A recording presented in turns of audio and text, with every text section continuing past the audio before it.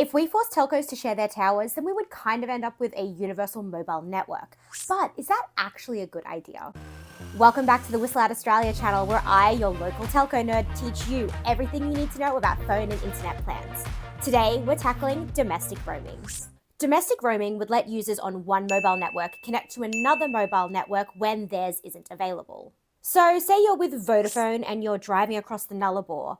With domestic roaming, you could connect to Telstra towers that cover that stretch, but you would still be paying Vodafone for your plan. Because of how Australian mobile networks are set up, domestic roaming would mostly benefit rural and regional Aussies. Right now we have 3 mobile networks in Australia: Optus, Vodafone/TPG, and Telstra. And most of these telcos base their coverage numbers off the amount of the Australian population that they cover. So less populated and more remote areas end up with less or no coverage because it doesn't help them make that number bigger. Our biggest network is Telstra, who doesn't use population percentage claims anymore. Compare that to the smallest network, which covers 99% of the population, which is TPG/Vodafone. Looking at these maps, you can get an idea as to just how much ground you have to cover just to bring that up by a fraction of a percent. Putting up new towers is a costly investment, which is why Telstra, who is both our oldest telco and the only one that was state-owned up until 2006, has invested the most in coverage and towers.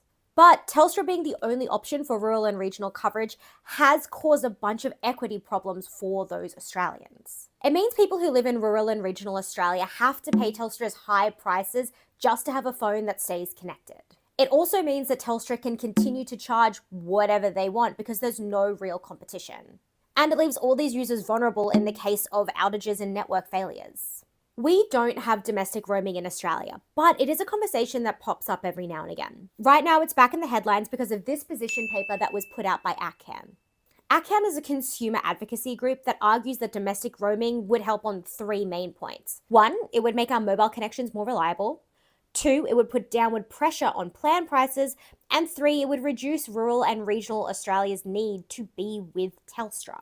So would domestic roaming actually solve these problems?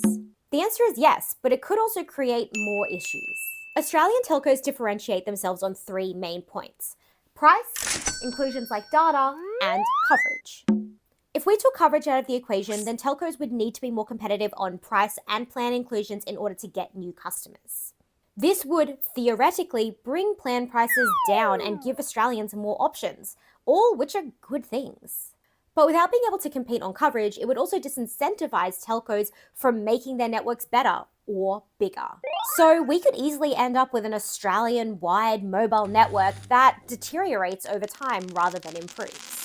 We would also need to take into account that domestic roaming has to be paid for somehow. TPG and Optus went into a network sharing agreement in January of 2025, which ultimately sees the two of them sharing most of their towers. It is ultimately a form of domestic roaming. But TPG is paying Optus $1.6 billion over the course of 11 years to get that across the line. Now, TPG/Vodafone need to make up that money somehow, and it's probably going to come from customers' wallets. If we wanted domestic roaming across all of our networks, then that just leaves Telstra, who could ultimately name their price, and it would most likely be much higher than what TPG is paying Optus. This could create a flow-on effect with every telco needing to raise their prices to pay for the cost of the roaming. On the surface, domestic roaming looks like a really good idea, and ACCAN brings up some really good points. We do need better coverage for rural and regional Australians, but domestic roaming might not be the answer. With how our current mobile networks are set up, it's kind of more like a cursed monkey paw situation. Every wish that it grants is going to come with a punch. There are places around the world where domestic roaming has been brought in successfully, but their mobile networks look very different than ours. Take Canada, for example. When domestic roaming was implemented in Canada, the country didn't have a Telstra-sized network. Instead, individual providers had a network advantage in a bunch of different territories, so there was a mutual benefit to sharing coverage across the country. The key difference is that every telco had something to gain in Canada, while in Australia that's just not the case. That isn't to say that Australian telcos aren't working together to make connectivity better. Telstra, Optus and TPG have been working together to implement something called temporary disaster roaming. Rather than solving coverage gaps, this would be more about roaming on each other's networks during natural disasters. For example, if some Optus towers went down due to bushfires, then they might be able to roam using Telstra's towers instead. And we also have something called the Universal Outdoor Mobile Obligation legislation, which is coming through the pipeline. This legislation will require telcos to have basic mobile coverage via satellite when you're out of range of a tower. The bill is currently set to take off in December 2027, but telcos are pushing back, saying that it probably won't be ready until 2028. And that's ultimately where we're at when it comes to domestic roaming in Australia. If you have any questions, drop them in the comments and don't forget to like and subscribe so you can see our answers. Bye!